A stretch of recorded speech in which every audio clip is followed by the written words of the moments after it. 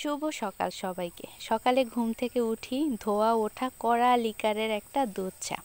ননদের হাতে রান্না করা খুব মজার একটা গরুর মাংস খেলাম। সব সময় নিজের হাতে রান্না করলে এক রকমের টেস্ট হয়, আর অন্য কেউ রান্না করে খাওয়ালে সেটার টেস্ট অনেক বেশি লাগে। আসসালামু আলাইকুম, কি অবস্থা সবার? কেমন আছেন সবাই? আলহামদুলিল্লাহ, আমি ভালো আছি। তো কেমন কাটছে সবার দিনকাল? কে কোথা থেকে আমার ভিডিওটা দেখছেন অবশ্যই কমেন্ট করে জানাবেন। তো সকালে ঘুম থেকে ওঠার পরে এরকমের একটা কড়া লিকারের দুধ চা খেতে কিন্তু অনেক বেশি মজা লাগে। সকালের ক্লান্তিটাই দূর হয়ে যায়, একদম ফ্রেশ লাগে আর মাইন্ডও অনেক ফ্রেশ হয়ে যায়। এই তো সবাই মিলে চা খাওয়ার জন্য বসে পড়লাম। আজকে আমার ননদ খুব মজা করে একটা গরুর মাংস রান্না করেছিল। তো প্রথমে সব মশলা দিয়ে খুব সুন্দরভাবে মেরিনেট করে রেখেছিল বেশ অনেকটা সময়। এরপরে এই যে মাংসটা রান্না কমপ্লিট, দেখলাম বেশ সুন্দর হয়েছে কালারটা, আর খেয়েছিলাম, খেতেও অনেক মজা হয়েছে।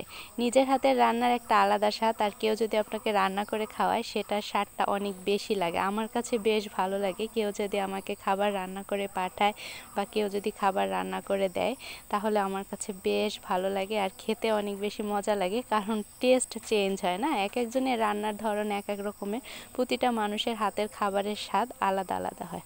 তো এই তো গরুর মাংস রান্না করেছিল, আর আমার শাশুড়ি করেছিল এই যে পোলাওটাও বেশ মজা হয়েছিল, একদম ঝরঝরে হয়েছিল। আর এই যে সাদা পোলাও, তো এই পোলাও ছিল, গরুর মাংস ছিল, এটা দিয়ে আমরা দুপুরে খাওয়া দাওয়া করেছি।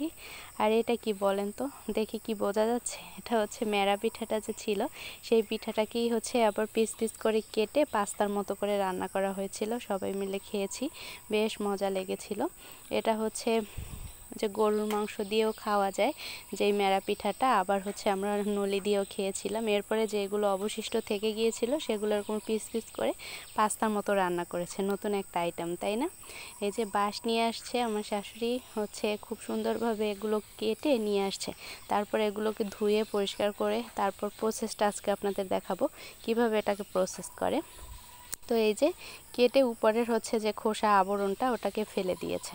এবার খুব ভালোভাবে পরিষ্কার করে ধুয়ে তারপরে এই যে ঝুড়ির মধ্যে রেখে দিয়েছে পানি ঝরানোর জন্য। এবার যে গ্রেটার, যেগুলো কাটার বলে, সেটা দিয়ে এরকমের কুচি কুচি করে কেটে নিয়েছে পুরো বাঁশগুলো।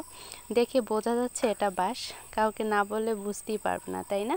এরপরে কুচি করার পরে তারপর দেওয়া হয়েছে সেদ্ধ দেওয়ার মধ্যে সামান্য একটু হলুদ দিয়ে দেওয়া হয়েছিল। এরপরে বেশ অনেকক্ষণ জাল করার পরে যখন পানিটা বলক চলে আসছে, ওই মুহূর্তে উঠিয়ে রাখা হয়েছিল।